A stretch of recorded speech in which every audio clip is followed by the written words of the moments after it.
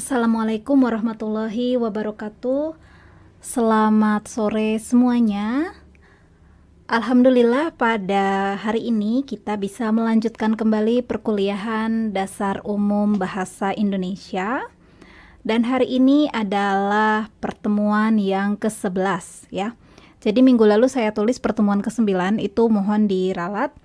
Jadi minggu lalu itu adalah pertemuan ke-10 dan hari ini adalah pertemuan ke-11. Oke. Nah, hari ini kita seperti biasa akan memulai perkuliahan bahasa Indonesia pertama dengan berdoa. Jadi silakan untuk berdoa dan luruskan kembali niatnya bahwa Anda belajar ini untuk apa, supaya nanti bisa mendapatkan hasil yang maksimal ya. Oke, kita berdoa dulu sebelum memulai pelajaran. Berdoa mulai.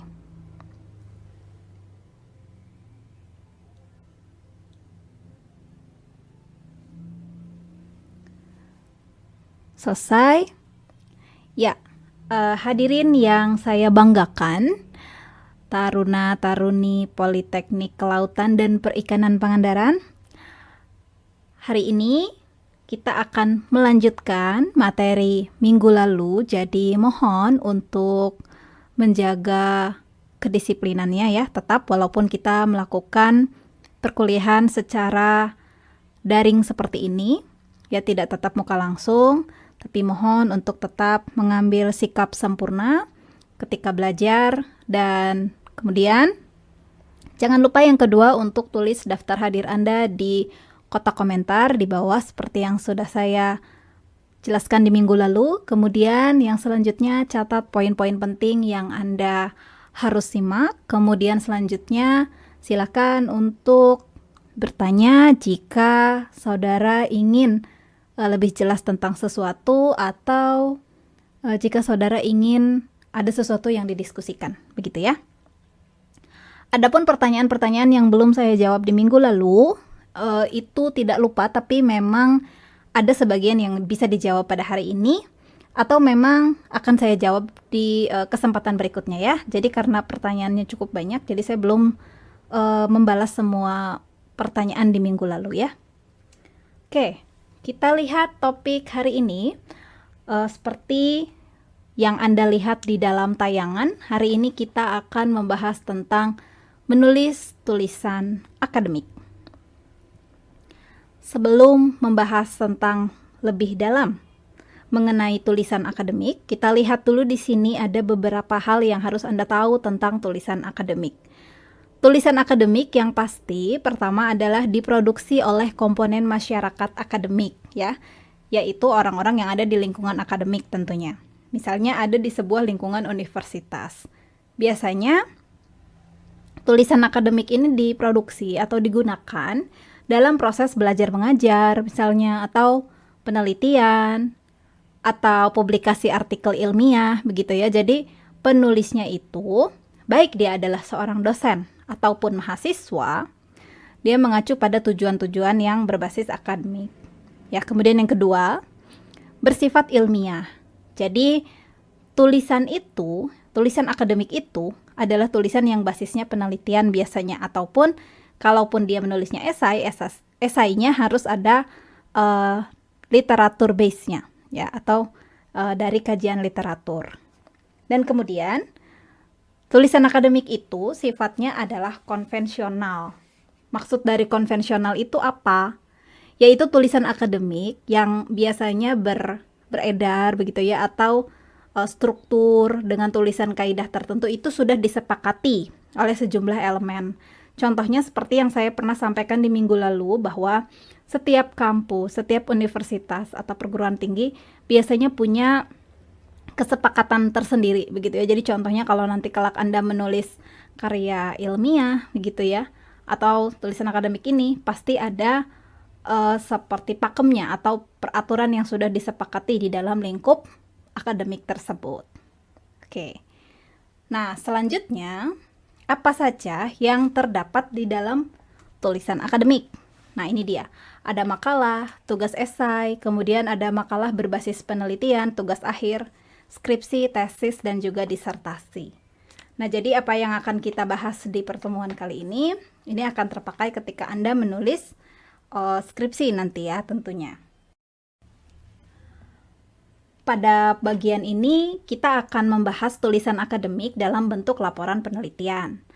Nah, jadi pembahasan ini saya harapkan bisa memberikan Anda sekalian sebuah pandangan yang konkret begitu ya dan komprehensif mengenai sistem dan struktur sebuah laporan penelitian. Dan ini tentu saja sangat bermanfaat karena Anda sekarang ada di sebuah perguruan tinggi, begitu ya, dan nanti akan memproduksi tulisan akhir tentunya. Dan ini hal-hal yang harus Anda pahami ketika nanti Anda akan menyusun tugas akhir. Nah, jadi laporan penelitian ini itu pasti dilakukan oleh seseorang untuk memahami fenomena atau menjawab juga memecahkan suatu permasalahan. Walaupun memang setiap penelitian itu tujuannya pasti berbeda-beda, dan setiap penelitian itu akan berdasar pada pertanyaan atau masalah. Nah, jadi masalah itu sendiri adalah rentangan jarak antara harapan dan kenyataan. Nah, rentangan jarak itu disebut juga sebagai fenomena, begitu ya. Nah, selanjutnya di dalam laporan penelitian yang harus saudara kuasai itu ada 7 hal yang harus Anda benar-benar pahami nih. Yang pertama ada latar belakang, dan yang kedua ada landasan teori. Yang ketiga metodologi penelitian, kemudian data, dan setelah itu pemaparan data, simpulan saran, dan penulisan daftar pustaka. Nah, hari ini saya akan menjabarkan dari 7 hal yang harus Anda pahami ini di dalam laporan penelitian. Pertama yaitu latar belakang. Jadi di dalam bagian latar belakang saudara bisa lihat ada beberapa pertanyaan yang harus termuat dalam latar belakang yang saudara buat nanti. Yang pertama yaitu harus menjawab mengenai apakah penelitian ini. Jadi pasti harus dijabarkan ya penelitian ini itu tentang apa. Dan yang kedua, mengapa penelitian ini penting begitu ya. Jadi kalau seperti yang minggu lalu saya sampaikan, kalau meneliti itu jangan hanya berdasarkan yang Anda suka begitu, tapi harus ada hal yang penting juga yang termuat di dalam penelitian ini. Dan yang ketiga, apakah yang mengganggu ya penulis sehingga penting untuk melakukan penelitian ini. Misalnya, apakah ternyata berdasarkan suatu pengalaman timbullah suatu permasalahan baru yang ini menarik untuk dunia Anda begitu ya, atau di dunia profesional Anda. Kemudian yang selanjutnya, sebagai apakah Anda di dalam penelitian ini? Dan yang selanjutnya, apakah pertanyaan penelitiannya atau rumusan masalahnya? Jadi ini harus Anda jabarkan tentang apa penelitian ini di dalam pertanyaan penelitian. Kemudian apakah konteks dan ruang lingkup penelitian ini? Seperti yang saya sampaikan, jadi waktu minggu lalu tidak boleh terlalu meluas juga, atau tidak boleh juga terlalu mendetil begitu ya, karena nanti sulit untuk menjabarkannya. Selanjutnya, apakah tujuan dari penelitian ini? Dan apakah signifikansi dari penelitian ini? Jadi ketika saudara sudah melakukannya, apa signifikansi dari penelitian sebelumnya dan penelitian Anda? Tentunya ya, seperti itu. Nah, dari pertanyaan itu yang tadi saya sampaikan, ini bisa menjadi patokan Anda ketika Anda akan menyusun laporan penelitian, gitu ya. Dan yang selanjutnya, peneliti atau Anda sebagai peneliti juga harus memperhatikan apakah peneliti-peneliti yang dulu atau yang sebelumnya itu pro atau kontra terhadap penelitian yang sudah Anda lakukan ini atau yang akan Anda lakukan ini, mohon maaf. Apakah penelitian yang sedang dilakukan itu menindaklanjuti dari penelitian yang sebelumnya atau Anda melakukan penelitian yang sama begitu ya. Jadi full replication, atau penelitiannya itu mungkin hampir sama, hanya ada pembeda-pembeda tertentu, misalnya seperti respondennya atau seperti teorinya yang dibedakan begitu ya. Jadi pasti ada pembedanya. Seperti itu ya. Itu merupakan latar belakang dari penelitian yang nanti akan Anda susun. Yang kedua adalah landasan teori. Nah, landasan teori ini mencakup beberapa hal yang harus Anda perhatikan ya. Yang pertama, menunjukkan pengetahuan yang mendasar dari penelitian Anda gitu ya. Jadi ini sekaligus menunjukkan bahwa Anda sebagai peneliti atau penulis itu sudah menguasai materi yang akan dibahas di dalam penelitian Anda. Maka Anda harus memilih teori yang memang sesuai dengan penelitian yang nanti akan Anda jabarkan. Kemudian yang kedua, menjustifikasi penelitian yang sedang dilaksanakan. Sebenarnya banyaknya teori begitu ya dari literatur yang ditulis dalam bagian ini itu memang dasar atau pijakan Anda bahwa penelitian ini memang penting. Dan yang selanjutnya, menghargai penelitian sebelumnya. Seorang peneliti itu tidak boleh merasa jumawa dengan penelitiannya bahwa ini adalah penelitian saya yang terbaik. Ini adalah penelitian yang belum pernah ada. Bahwa percayalah, setiap penelitian pasti meneruskan penelitian dari peneliti-peneliti sebelumnya, begitu ya. Jadi, Anda harus mengakui itu, begitu, dan hargailah penelitian yang sudah ada, begitu ya. Jadi, ini maksudnya penelitian orang lain atau isu yang sama yang orang lain sudah jabarkan, ini sangat memberikan kontribusi pastinya di dalam penelitian kita, begitu ya. Makanya kita kenal juga ada yang namanya ATM, amati, tiru, dan modifikasi. Itu adalah modal yang penting juga di dalam penelitian. Jadi untuk mengapresiasi atau menghargai penelitian orang ini, bagaimana caranya? Anda bisa melakukan hubungan ya, atau menghubungkan, menyamakan misalnya dengan hasil penelitian Anda atau penelitian yang sedang Anda buat. Jadi Anda bisa sampaikan bahwa penelitian ini berangkat dari penelitian sebelumnya sehingga muncullah satu inovasi baru yang membedakan antara penelitian Anda dengan penelitian sebelumnya. Contoh bisa seperti itu, begitu ya. Atau Anda juga boleh menyampaikan hal yang berbeda dari penelitian sebelumnya, gitu, yang bertolak belakang. Jadi kalau penelitian sebelumnya mengatakan bahwa ada sesuatu metode A bisa mengubah sesuatu menjadi B, Anda menyampaikan bahwa saya tidak sepakat dengan itu, tapi ada sesuatu yang lain, begitu. Tapi tetap menghargai ya penelitian yang sebelumnya. Dan yang selanjutnya dalam landasan teori ini memberikan konteks. Maksudnya adalah membatasi konteks penelitian kita. Jadi di dalam membatasi konteks penelitian kita ini, kita harus pilih dengan isu yang sebelumnya yang sama, begitu ya. Jadi satu konteks misalnya.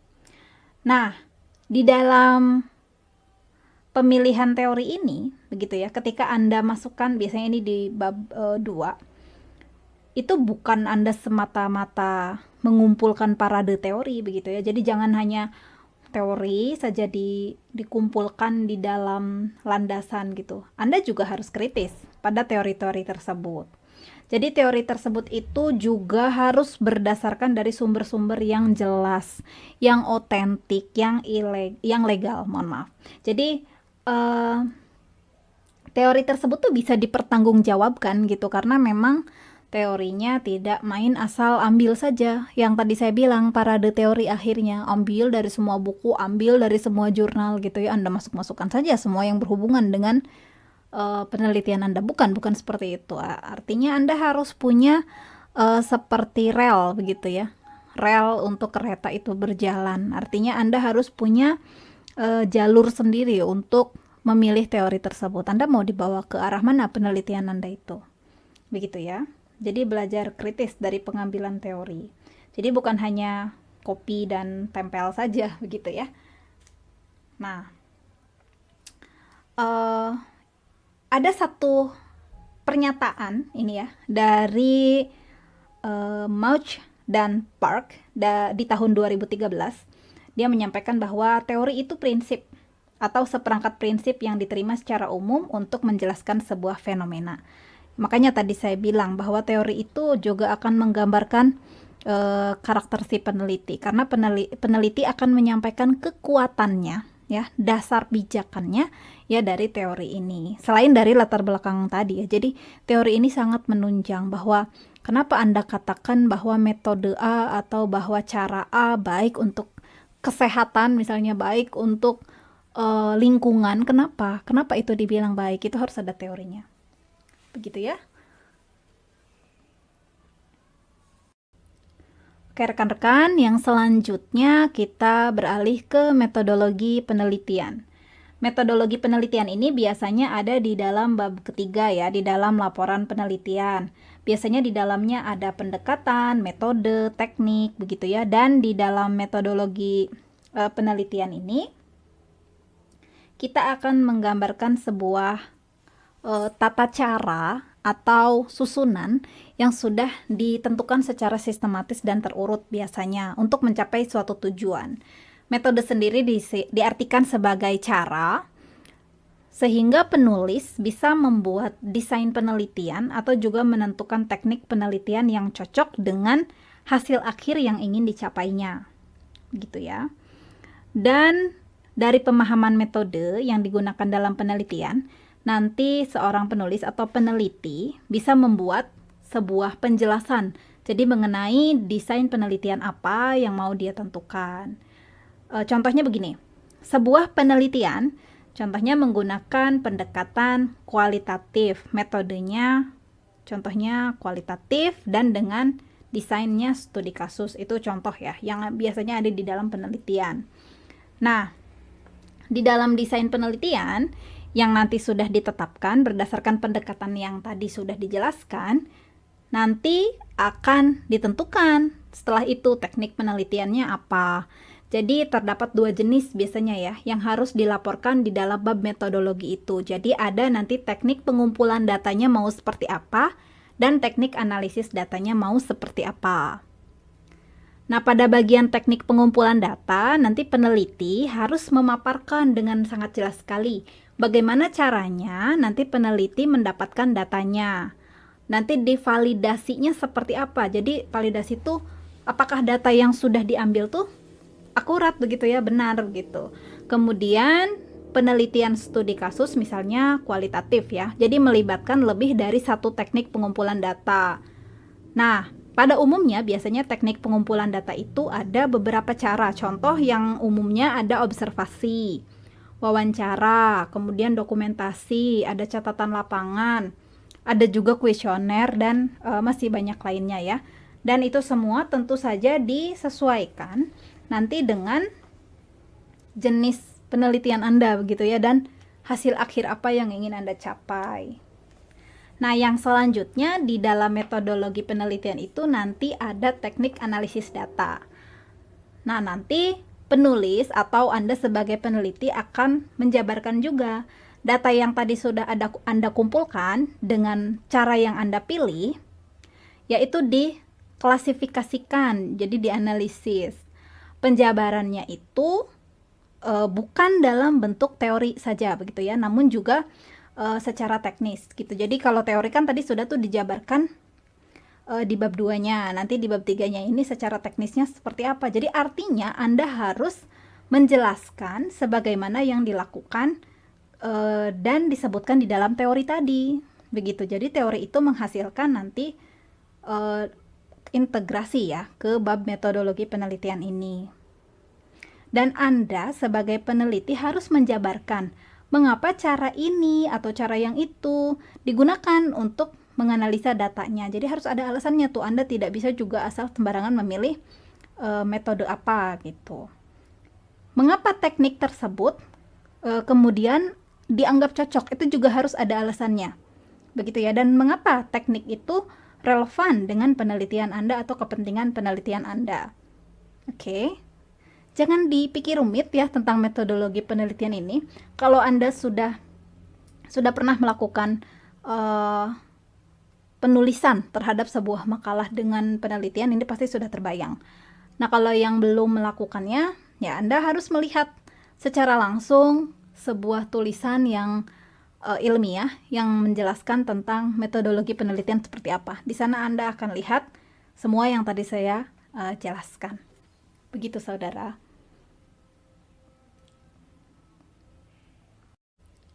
Oke rekan-rekan, yang selanjutnya kita beralih ke metodologi penelitian.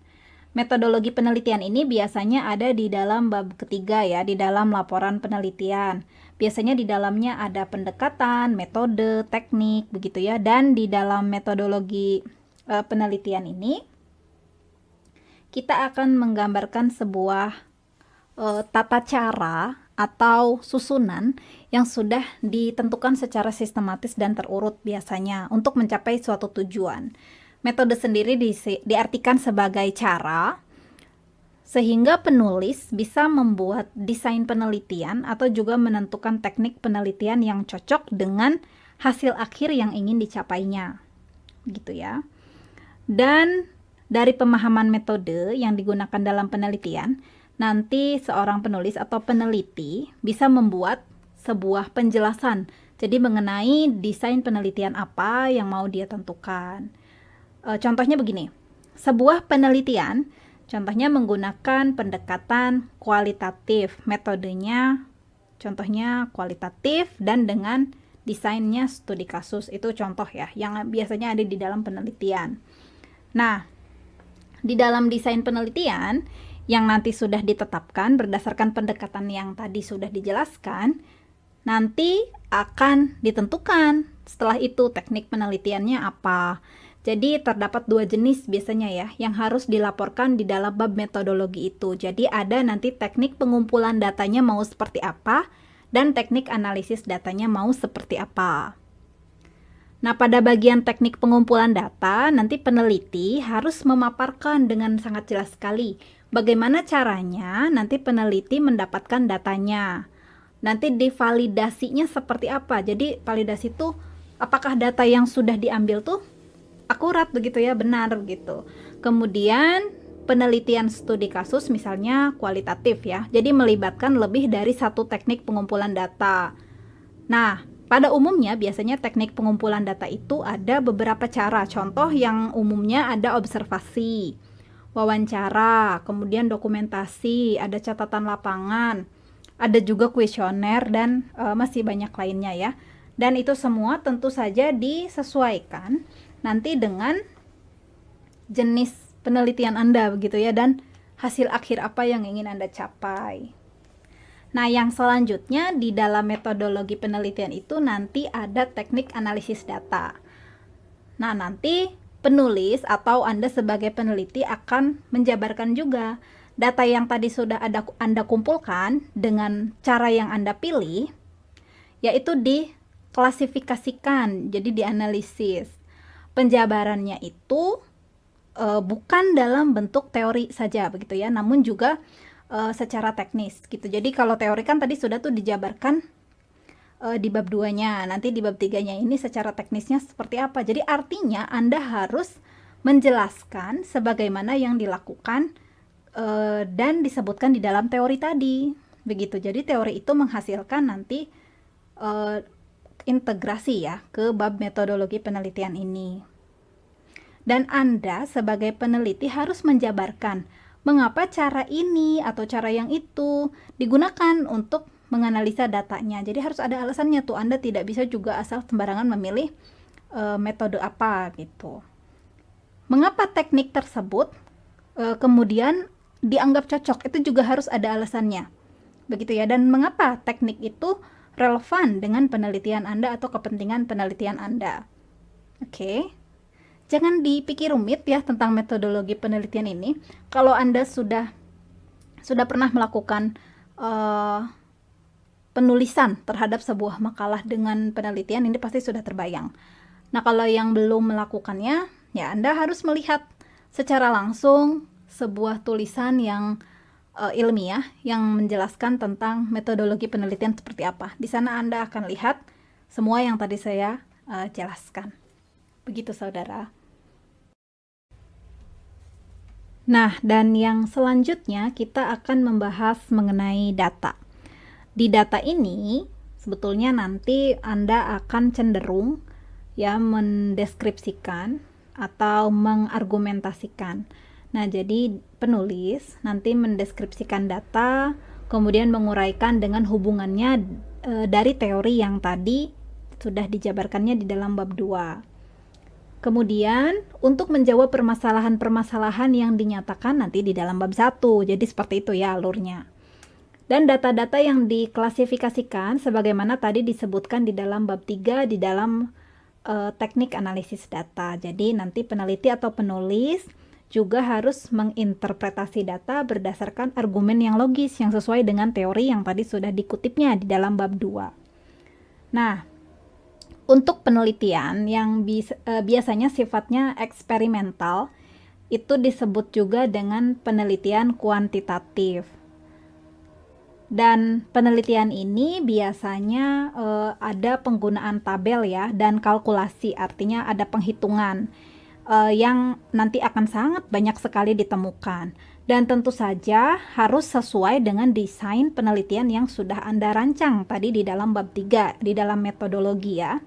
Dan jika nanti Anda menggunakan fitur contohnya tabel atau lain-lain begitu ya, sebaiknya Anda juga menyatakan terlebih dahulu fitur-fitur tersebut atau tabel-tabel tersebut di dalam bab yang sebelumnya. Ini penting sekali, kenapa? Agar pembaca tuh tidak bingung dengan pemaparan data berupa tabel-tabel tersebut. Jadi sudah tahu, oh ini tabel yang tadi dijelaskan begitu ya. Selain itu, tabel tersebut juga diberi judul, diberi label untuk memudahkan si pembaca, dan diintegrasikan juga dengan teks gitu ya, dan digunakan secara lebih relevan. Kemudian untuk penelitian jenis kualitatif, penggunaan tabel itu biasanya tidak ada yang digunakan, tapi juga tidak ada kalkulasi-kalkulasi statistik begitu ya. Jadi kalau kuantitatif tadi ada statistiknya, ada angka-angka yang banyak dari hasil penghitungan, kalau kualitatif tidak. Jadi pemaparannya biasanya sifatnya deskripsi dan argumentasi. Begitu ya. Itu yang biasanya ada di dalam metode kualitatif. Makanya di sini disebut kalau kuantitatif itu data driven, yaitu pengujian teori berbasis data. Sementara kalau kualitatif teori driven, yaitu interpretasi data berdasarkan teori. Begitu ya. Jadi nanti saudara mohon untuk baca begitu ya, cari tahu kuantitatif itu apa, kualitatif itu apa, sajian datanya dari kedua penelitian tersebut itu apa, seperti apa gitu ya. Saudara harus lebih perdalam lagi sendiri nanti ya. Oke. Berikutnya kita akan membahas tentang kesimpulan dan saran. Nah, jadi untuk bab ini Anda akan menjelaskan dua hal secara berbeda ya, yaitu simpulan dan saran. Untuk kesimpulan, pertama, Anda perlu mereview hasil dari kajian pustaka secara singkat. Jadi dari teori yang Anda sudah jabarkan, di sini jelaskan lagi secara singkat untuk memandu pembaca dan melihat kesamaan dan perbedaan antara hasil penelitian kita dengan penelitian yang dulu atau yang sebelumnya sudah dilakukan oleh orang lain maksudnya ya. Dan setelah itu kita boleh untuk menyatakan kembali signifikansi dari temuan data penelitian yang sudah kita bahas tadi ya di bab 4 tentunya. Kemudian tuliskan simpulan-simpulan yang diurutkan sesuai dengan pernyataan penelitian, pertanyaan penelitian gitu ya. Kan tadi saudara di latar belakang ada tuh pertanyaan penelitian apa saja yang ingin dikupas. Nah, itu dijawab di sini di kesimpulan. Nah, yang perlu Anda ingat gitu ya, di bagian ini itu tidak ada pembahasan yang lebih lanjut. Sudah itu saja begitu ya. Jadi menjelaskan poin-poin yang paling penting. Dan selanjutnya ada saran. Nah, untuk saran ini sebutkan misalnya kalau penelitian Anda ini belum selesai atau ada lanjutan yang harusnya dikupas begitu ya dari penelitian Anda ini, Anda bisa memberikan saran untuk penelitian yang selanjutnya atau untuk penelitian yang akan datang. Atau yang kedua, Anda bisa juga langsung sebutkan rekomendasi penelitian apa yang seharusnya relevan dengan penelitian Anda ini gitu ya. Jadi berkesinambungan kan kalau seperti itu. Jadi penelitian itu tidak akan selalu putus sampai di sana gitu. Kita berpijak dari penelitian sebelumnya, kemudian penelitian orang lain di masa yang akan datang berpijak dari penelitian kita. Seperti itu, saudara. Nah, terakhir, saya akan menjelaskan mengenai daftar pustaka. Untuk daftar pustaka ini tentu saja menjadi bagian yang sangat penting juga, walaupun bagian ini berada di paling belakang begitu ya. Mengapa ini sangat penting? Karena daftar pustaka itu menjadi sebuah seperti gudang Anda ya, gudang perbendaharaan buku, jurnal, kemudian sumber-sumber yang lain yang Anda tentu saja pakai untuk penelitian Anda itu. Nah, penulisan di dalam daftar pustaka tentu saja ada aturannya, begitu ya. Jadi tidak serta-merta ditulis saja, tapi ada peraturannya. Nah, untuk daftar pustaka, bisa saudara lihat di dalam layar, ada dua cara untuk penulisan daftar pustaka. Yang pertama bisa dengan cara MLA atau bisa dengan cara APA. Nah, dari dua cara ini, mungkin saudara sudah pernah melihat begitu ya. Nah, lalu kalau kita bahas dari dua cara penulisan daftar pustaka ini, contoh, daftar pustaka mana yang harus atau yang wajib Anda pakai? Saya tidak bisa menyatakan seperti itu. Karena balik lagi tadi di pendahuluan yang saya sampaikan, bahwa di dalam penulisan, tulisan ilmiah, begitu ya, itu ada pakemnya di setiap universitas atau di setiap lingkungan akademik. Jadi keduanya harus saudara pahami, itu yang paling penting. Sehingga apapun yang nanti menjadi role model begitu ya, di dalam ruang lingkup akademik yang saudara ada di sana begitu, jadi saudara bisa pakai keduanya. Sudah mengerti keduanya begitu ya. Nah, saudara bisa lihat di sini untuk model MLA, itu untuk model penulisan dengan satu pengarang. Ada contoh di atas. Ya, saudara amati. Jadi nama akhir, nama awal, kemudian judul buku ditulis miring, tempat penerbitan, nama penerbit, dan diakhiri dengan tahun. Semuanya ditulis seperti ini. Dan yang selanjutnya yaitu contoh penulisan MLA dengan model penulis lebih dari satu orang. Saudara bisa lihat ya, dan ini bisa disingkat ya.